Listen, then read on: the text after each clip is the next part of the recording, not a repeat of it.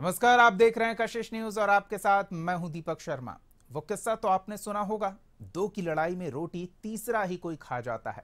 इस किस्से को समझने वाले जब लड़ाई में उतरते हैं तो कोशिश ये रहती है कि या तो तेरी या फिर मेरी, पर तेरी मेरी की लड़ाई में कोई तीसरा ना हाथ मार जाए। वैसे भी जो दमदार होता है वो निश्चिंत रहता है, पर थोड़ा भी संदेह हो तो तीसरा कोई हाथ न मार जाए, ये सुनिश्चित करने की कोशिश होती है। क्या तेजस्वी का संदेह उनके शब्दों से जाहिर हो रहा है? सवाल तो पूछेंगे, पर पहले देखिए ये सवाल आया क्यों।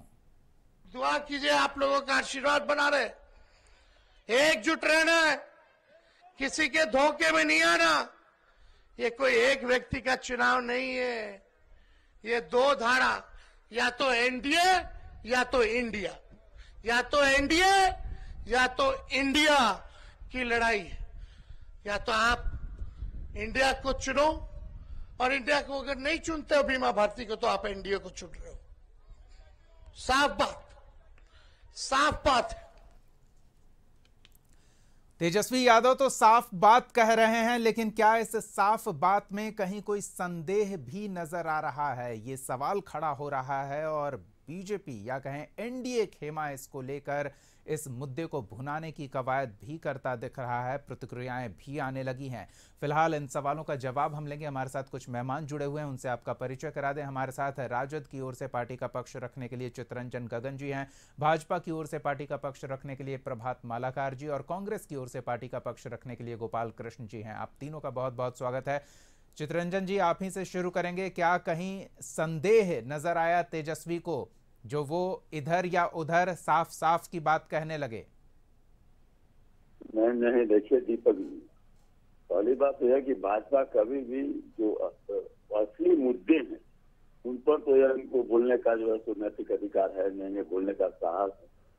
कि जनता से जुड़े हुए जो सवाल हैं, महंगाई है, बेरोजगारी है, नौकरी है, किसानों का सवाल है, महिलाओं का सम्मान है, तो इन सब मुद्दों पर वे बोल नहीं सकते। तो आप शुरू से देखिए कि जो है तो बेवजह ऐसे मुद्दों को जिसका कोई जो है तो सरोकार नहीं है, और बातों को तोड़ मरोड़ कर जो है तो लोगों के सामने पेश करना और उसको जो है भ्रम की स्थिति पैदा करना। अब तेजस्वी यादव पर भी कोई भ्रम की स्थिति पैदा करेगी तो सीधी सी बात है। उनके कहने का तात्पर्य जब उनको नहीं समझ में आता है तो या तो वे व्याकरण ठीक से पढ़ लें, और नहीं तो जो है सो उनका खोपड़ी का दिमाग उल्टा हो गया। अब इनके तो जो है सो प्रधानमंत्री जी का जब भाषण लोग सुनता है तो लोग शर्म महसूस करता है कि भाई प्रधानमंत्री जी इस ढंग से बोल रहे हैं, नफरत और घृणा फैलाकर। जिसका काम है, जिसकी जिम्मेवारी है कि अगर कहीं कुछ ऐसी स्थिति है तो उसको जो है सो सौहार्दपूर्ण वातावरण बनाने का प्रयास करे, अगर कहीं कुछ है तो उसको। और चितरंजन जी, वो सब ठीक है, आपके सवाल अपनी जगह है। बीजेपी है हमारे साथ, उनका पक्ष रखने के लिए उनका हम जवाब लेंगे, लेकिन जो मेरा सवाल है उस सवाल का भी तो जवाब नहीं मिल रहा है। जब भी मैदान में कोई होता है, ललकारता है, तो अपने साथ भीड़ को इकट्ठा करने का प्रयास करता है। दूसरे लोग जो साथ नहीं आ रहे हैं वो कहां जा रहे हैं, इस पर किसी की नजर नहीं होती है। या तो आप मेरे साथ आइए और मेरे ही साथ आइए, गुंजाइश इतनी भर है। लेकिन ये कहां से आया, ये आइडिया क्यों आया कि अगर आप मुझे नहीं चुन रहे हैं तो किसी और को चुन ले, सीधे विरोधी खेमे को चुन ले? ये आइडिया ही क्या है? मैंने दीपक जी, इसमें तो मैंने कोई भ्रम की स्थिति ही नहीं है। पूरे न केवल बिहार में और न केवल पूर्णिया में, पूरे राष्ट्रीय स्तर, पूरे देश में सीधी लड़ाई है। इंडिया वर्सेस एनडीए सीधी लड़ाई है। तो अगर आप इंडिया गठबंधन को आप वोट नहीं देते, एक तरफ संविधान बचाने वालों की जमात है, दूसरी तरफ जो है संविधान को हटाने वाले की, संविधान बदलने वाले की जमात है, तो उनकी पैरवी क्यों? चितरंजन जी, सवाल तो यही है, उनकी पैरवी क्यों? नहीं, उनकी पैरवी कहाँ हो रहा है भाई? तो कह रहे हैं कि अगर आप इंडिया गठबंधन को वोट नहीं देते हैं, यदि जो संविधान की रक्षा करने के लिए, संविधान को बचाने के लिए जो लोग लड़ाई लड़ रहे हैं उनको आप वोट नहीं देते हैं, इसका मतलब कि जो आप जो उन लोगों के साथ हैं जो कि जो है तो इस देश में संविधान को समाप्त करना चाहते हैं। चलिए, ये आप कह रहे हैं साफ साफ है। हम आपके पास फिर लौटेंगे। चितरंजन जी की बात तो सुन रहे हैं आप। प्रभात जी, आप क्या कहेंगे? देखिए, इंडी गठबंधन के लोगों ने यह स्वीकार कर लिया है कि वो चारों खाने चित होने वाले। आज एक तरफ से मैं बता देना चाहता हूं कि आज तेजस्वी यादव जिस मन से बोल रहे हैं, उन्होंने ये किसके लिए बोला? उन्होंने पप्पू यादव, एक यादव समाज, एक यदुवंशु समाज के बेटा को डगरा का बैगन बना दिया। उन्हीं के कहने पर, लालू यादव जी के कहने पर पप्पू यादव जी ने कांग्रेस में जाकर विलय किया, और कांग्रेस बिहार में क्या स्थिति है वो लालू यादव के चरणों में समर्पित है। तो इनका ना कोई स्टैंड है, ना कोई नियत है, ना कोई नेता है, ना कोई नियति है। ये पहले ही स्वीकार कर चुके हैं कि देश में आज देश मोदी की गारंटी पर विश्वास कर रहा है, और मोदी की गारंटी पर बिहार की 40 सीट हम जीतेंगे, और 4 जून 400 पार होगा। भाई साहब, मैं आपकी बात सुन रहा था, चित्तरंजन गगन जी, आप मेरी बात, मैं आपके बीच में नहीं बोला। तो यहाँ कांग्रेस की स्थिति यह है कि कल परसों से नामांकन प्रारंभ होगा, कल देर रात इनकी सूची जारी होती है। तो इनको तो इनके ना लड़ने वाले लोग हैं, ना कोई इनका नेता है, ना कोई नियति है। और जो स्थिति है आज तेजस्वी यादव 1 करोड़ नौकरी देने की बात करते हैं, और राहुल गांधी 30 लाख देने की बात करते हैं। तो पहले यह स्पष्ट कर ले कि कौन कितना नौकरी देगा, कौन कितना केवाला लिखवाएगा। एक तरफ राहुल गांधी 400 रुपये मुआवजा देने की बात करते हैं मजदूरों को, दूसरी तरफ अखिलेश यादव 450 रुपये मुआवजा देने की बात करते हैं। तो ये आपस में ये बेमेल गठबंधन है, अली बाबा 40 चोर वाले गठबंधन है। और ये पहले चरण का जो चुनाव हुआ, तेजस्वी यादव जी को फीडबैक मिल गया होगा, वो बहुत जल्दी उन्होंने सच्चाई को स्वीकार कर लिया और एनडीए को वोट देने की अपील कर दी। चलिए गोपाल जी के पास चलते हैं, उनकी भी शुरुआती प्रतिक्रिया ले लेते हैं। गोपाल जी, ये तो अगर कहें कि आरजेडी का कैंडिडेट है, लेकिन आईएनडीआई अलायंस का प्रतिनिधित्व हो रहा है। तेजस्वी कांग्रेस के टिकट पर चुनाव मैदान में उतरे लोगों के प्रचार के लिए भी अब जा रहे हैं। तो क्या लगता है कि अगर इस तरह का संदेह तेजस्वी यादव के मन में हो तो उसका नुकसान सबको होगा? क्या आप भी मान रहे कोई संदेह नहीं है, कुछ और संकेत है? देखिए, भारत के साथ साथ जो संविधान से पूरा भारत चलता है, इंडिया गठबंधन ने भी संविधान को अपना आधार बनाया कि जो संविधान कहता है हम उस पर चलेंगे। इसीलिए माननीय तेजस्वी यादव जी ने कह रहा था, आप उस भाषण को दोहराइए, आप ये कह रहे थे वो कि या तो इंडिया के साथ है, या तो भारत के संविधान के साथ है, और नहीं है तो आप उस तरफ चले जाइए। ये उनका कहने का मतलब था। ये कतई से प्रत्याशी का नाम नहीं लिया गया, और चूंकि बहुत ब्रॉड लेवल पूरे भारत में इंडिया गठबंधन का प्रयास रहा है कि एक कैंडिडेट एनडीए के तरफ से सिर्फ एक कैंडिडेट यहां से दिया जाएगा। तो इस फाइट में इंडिया गठबंधन को जनता को चुनना है या एनडीए को चुनना है, संविधान के साथ चुनना है या गोडसे को चुनना है, अडानी को चुनना है या किसान को चुनना है, शिक्षा को चुनना है या बेरोजगारी को चुनना है। तो ये कहने का मतलब है कि इंडिया गठबंधन जो है ये भारत के संविधान में निहित सभी मूल्यांकन का पालन कर रही है, और भारत के गरीब तबके के लोग जहां शिक्षा और अनाज ऐसी जरूरी चीजें, स्वास्थ्य, शिक्षा, सुरक्षा, इस तरह की चीजों को लेकर उनका कहने का ये मतलब था जो लोग इंडिया के साथ है वो इंडिया के साथ रहे, और नहीं तो वो इंडिया या कहीं और जा सकते हैं। गोपाल जी, संविधान ही सबको ये अधिकार देता है कि वो मतदान भी करे, ये उसकी जवाबदेही भी है, और वो चुनाव भी लड़ सकता है, ये भी उसकी जवाबदेही है। लेकिन अगर कोई चुनाव लड़ रहा है तो आप अपना प्रचार करेंगे, दूसरे वाले का विरोध करेंगे, लेकिन ये दो ध्रुवीय चुनाव बनाने की कोशिश क्यों करेंगे? हम इंडिया के बारे में कह रहे हैं कि जो इंडिया के साथ है इंडिया के साथ रहिए, तो जिनको ठीक है ना, आप अपना कैंडिडेट उतारिए, एकजुट कैंडिडेट उतारिए, विरोधी खेमे से एक कैंडिडेट उतारिए। लेकिन अगर कोई निर्दलीय चुनाव लड़ रहा है तो फिर उससे क्यों दिक्कत है? तो कहां कुछ दिक्कत है, कहां नाम लिया गया, बताइए। और निर्दलीय क्या एक ही सीट पर लड़ रही है? क्या पूर्णिया में ही लड़ी जा रही है? तो सिर्फ हम कोई ऐसी सीट है भारत में, सभी सीटों पर जहां और प्रत्याशी हैं, जहां मुकाबला त्रिकोणीय होता दिख रहा है। हाँ, नहीं ठीक है, त्रिकोणीय एक यही सीट नहीं है, भारत में और कई सीट होंगी, मुझे जानकारी नहीं है। निर्दलीय कहीं से लड़ रहे हैं, लेकिन जब वो एनडीए गठबंधन के अभिन्न अंग है बिहार में माननीय लालू जी और आरजेडी पार्टी, तो वो तो ये दावा करेंगे ना कि संविधान के साथ आइए, गरीब और किसान के साथ आइए, छात्र को रोजगार के साथ आइए। और जो 17 महीने में 5 लाख नौकरी दिया गया, और यही वजह है कि नीतीश कुमार ने संबंध तोड़ लिया कि अरे सब तो तेजस्वी जी और का नाम ले रहा है, या इंडिया गठबंधन का, तो गठबंधन का नाम लेगा, जैसा कर्म रहेगा वैसा फल जनता हमें देगी, फल देगी। देखिए, 90 से 2005 तक जी माननीय लालू यादव जी की सरकार रही, कितने लोगों को नौकरी। फिर मैं भाई साहब, मैं आपके बीच में नहीं बोला, सुनना भी चाहिए। जब मैं आप बोल रहे थे मैं सुन रहा था। 1990 से 2005 तक इनकी सरकार थी, तो इन्होंने किनको नौकरी दे दिया? 2000 से 90 से लेके और 2005 तक सरकार थी, तो कितने ये क्या किए?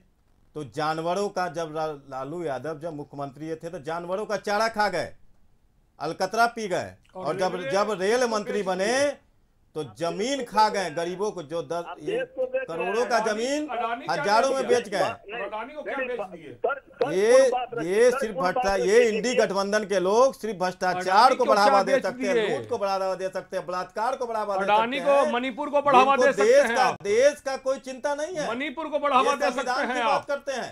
चलिए हम एक बार फिर इसी विषय पर आते हैं। नहीं, प्रभात जी हम आते हैं आपके पास। प्रभात जी, गोपाल जी हम आते हैं आपके पास। प्रभात जी एक सेकंड, नहीं हम फिर आएंगे आपके पास। चितरंजन जी के पास फिलहाल बोलते हैं, अभी तक आजादी के बाद से कांग्रेस ने 127 बार संविधान में संशोधन किया। चलिए संशोधन पर हम आगे बात कर लेंगे। फिलहाल तो ये जो स्थिति बन रही है उसे हम समझने का प्रयास करते हैं। ठीक है गोपाल जी, प्रभात जी, चितरंजन जी आपसे वही सवाल है जो हमने गोपाल जी से पूछा था।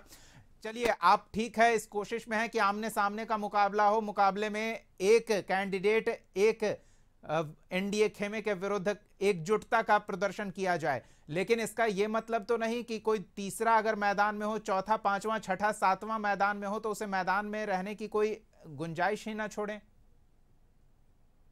सुन लीजिए, पहली बात जो है 2 लड़े, 3 लड़े, 4 लड़े, लड़ने पर किसी को पाबंदी नहीं, बिल्कुल, और उस पर न कहीं किसी को आपत्ति है, लेकिन लड़ाई सीधी है। तेजस्वी जी ने यह कहा, और मैं एक बात कहना चाहता हूँ कि जो समय उनको देते हैं, पूरा 2 बार समय उनको दिए, और हमको जो अब आप ही के लिए समय हम रखे हुए हैं, आप बोलिए। इतना सवाल नहीं, तो आपके सवाल का जवाब नहीं दे सकते हम, लेकिन एनडीए इतना कमजोर है, इतना कमजोर है कि एक बात को तोड़ मरोड़ कर लोगों को गुमराह करने का काम नहीं। इससे बड़ा कमजोरी क्या होगा? यह फ्रस्ट्रेशन का निशानी है।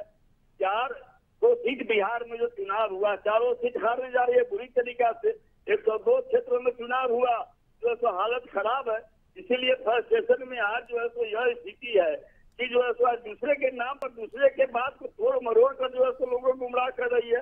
पहली बात। दूसरी बात, भाजपा के साथ ही कई सवाल उठा दिए, उनको कैंडिडेट नहीं मिल रहा है, इनको तो नेता नहीं मिल रहा है। इनके जो अध्यक्ष हैं सम्राट चौधरी जी राजद की उपज हैं, और कितने दिनों से भाजपा में है। जवाब दे, इन्होंने जिन लोगों को टिकट दिया है उसमें से कह हैं जो ओरिजिनल भाजपाई हैं, तो जवाब दे। दूसरी बात ही कह रहे थे 90 से 5 तक जो गिना रहे थे, ये जो पुरान, सुन लीजिए, पुरान रिकॉर्ड जो बजा रहे हैं, 17 साल की क्यों ना उपलब्धि बता रहे हैं कि 17 साल में क्या किए और 17 महीने में क्या हुआ, और वो अभी जो कर रहे हैं सच्चाई उसकी क्या है। 17 साल में कई गो इंजीनियर को नौकरी दिए, और आप देख लीजिए लालू राज के राजद राबी जी के राज में झूठ केवल बोलते हैं आप लोग। आप देख लीजिए जितने भी उस समय डिप्लोमा होल्डर या डिग्री होल्डर थे सारे इंजीनियरों को नौकरी दिया गया, सारे MBBS डॉक्टर को नौकरी दिया गया, कई गो डॉक्टर को नौकरी दिया, कई गो प्रोफेसर को बहाल किए कॉलेज में, यूनिवर्सिटी में। जो भी नियुक्तियां हुई वो जो राजद शासन काल में हुई। आप कर रहे हैं शिक्षकों की बात, आपने कितने शिक्षकों की नियुक्ति की है? केवल परीक्षा होता है और पेपर लीक हो जाता है, और बात करते हैं केवल परसेप्शन बनाना, झूठ दुष्प्रचार करना, और जो है सो प्रोपेगेंडा के माध्यम से जो है सो ये लोग जो राजनीति करते हैं, प्रोपेगेंडा की राजनीति करते हैं। उस समय जब यहाँ पर सरकार थी राजद की, इतना यहाँ से केंद्र से सहायता मिलता था, 55,000 करोड़ रुपया गनीमत बनाइए। यूपीए की सरकार बनी दिल्ली में 2004 में, लालू जी वहाँ मंत्री बने, और उसके राजद के लोग वहाँ मंत्री बने, इसके कारण बोरा में पैसा उछल कर दिया गया। बेशर्मी के साथ आप लोगों ने लूटने का काम किया। तो जब अपनी इतनी उपलब्धियां हैं और विरोधी के दामन में इतने दाग हैं, तो उसे बताकर क्यों नहीं अपने ही पाले में सबको लाने का प्रयास होता है? ये सवाल अभी भी बरकरार है। इस पर थोड़ी और विस्तार से हम अपने मेहमानों से समझने का प्रयास करेंगे। फिलहाल एक छोटे से ब्रेक का समय हो चला है, जल्द लौटते हैं, बने रहिए हमारे साथ।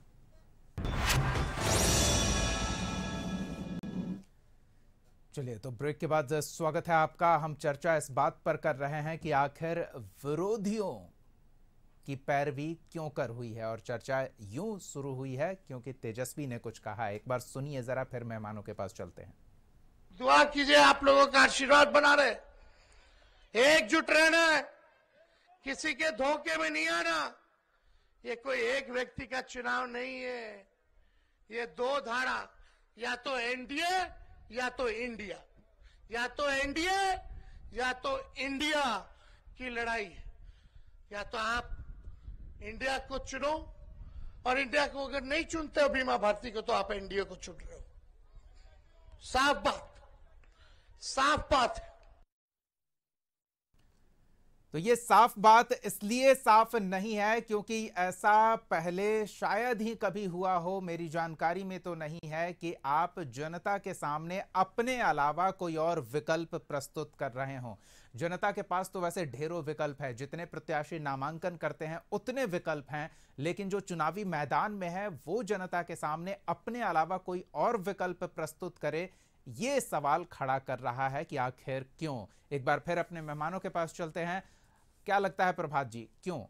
देखिए, अभी चितरंजन गगन जी थे आरजेडी के प्रवक्ता, उन्होंने बताया कि 90 से 2005 में क्या हुआ नहीं हुआ वो पूरा देश, नहीं, वो अभी भी हमारे साथ हैं। मैं बता दे रहा हूँ, वो विजुअल में भले नहीं दिख रहे हो, लेकिन वो हमारे साथ। मैं बता देना चाहता हूँ कि 2005 के पहले केंद्र में कांग्रेस की सरकार थी और यूपीए की सरकार थी, और बिहार में जब सरकार थी तो बिहार का बजट 60,000 करोड़ हुआ करता था। आज बिहार का बजट 2,78,000 करोड़ है, जिसमें अकेले 2,000 करोड़ से ज़्यादा केंद्र का 80% से ज़्यादा उसमें जो बिहार का बजट है उसमें केंद्र सरकार उसमें मदद करती है।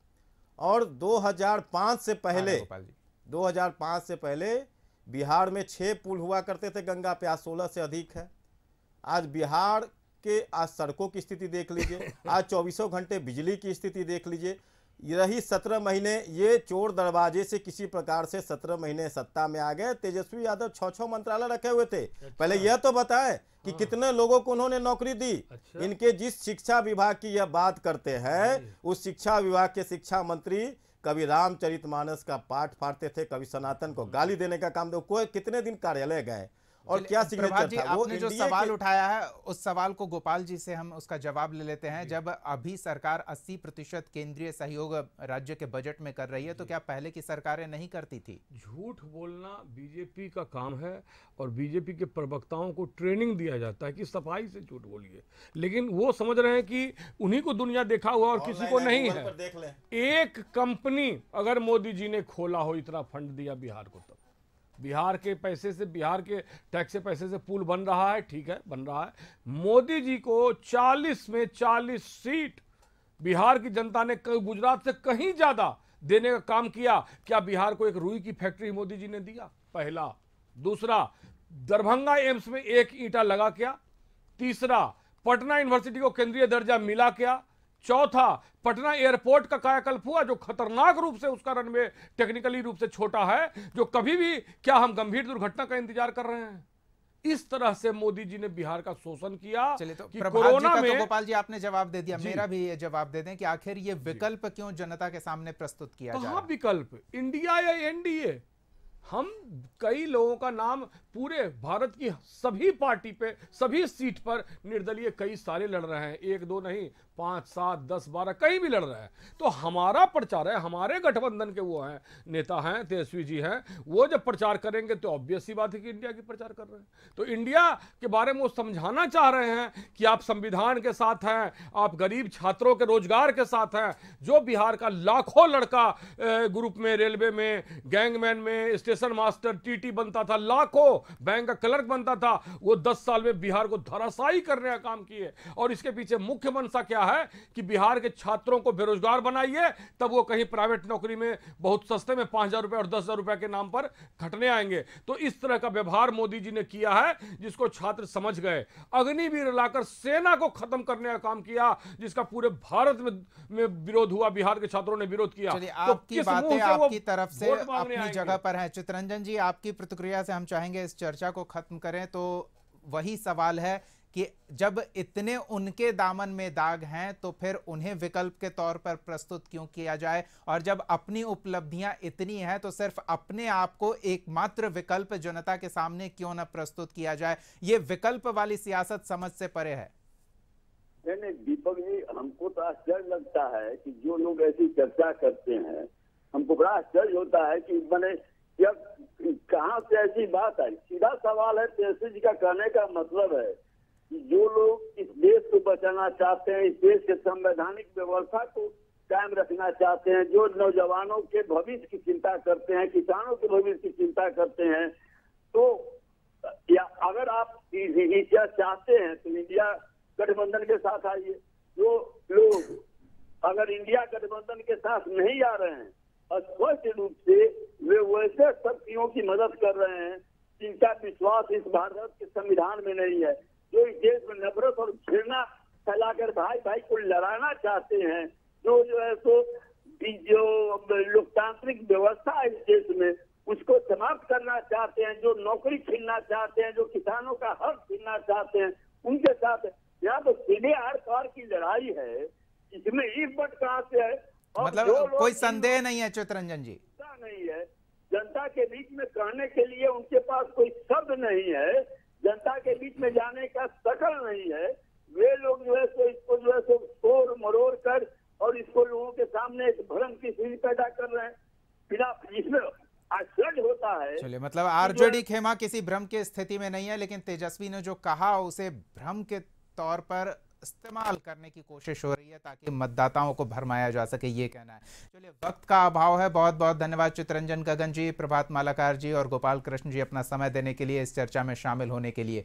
तो देखना दिलचस्प है कि जब एकमात्र विकल्प जनता के सामने खुद को प्रस्तुत किया जा सकता है तो विकल्प की राजनीति यहाँ क्यों, वो भी विरोधियों को विकल्प के तौर पर क्यों प्रस्तुत किया जा रहा है? और अगर ऐसा नहीं है तो क्या वहां निर्दलीय इतने प्रभावशाली हो गए हैं कि चुनावी नतीजों को प्रभावित कर सकते हैं?